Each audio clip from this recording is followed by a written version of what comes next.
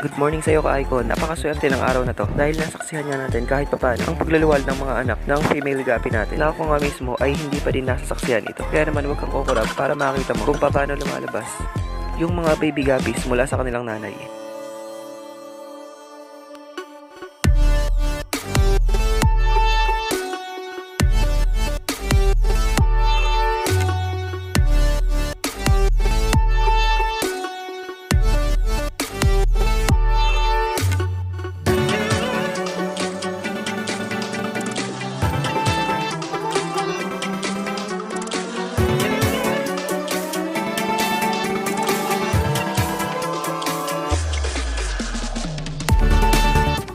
And dahil napanood mo na yan, masasabi kong isa ka ng ganap na isda.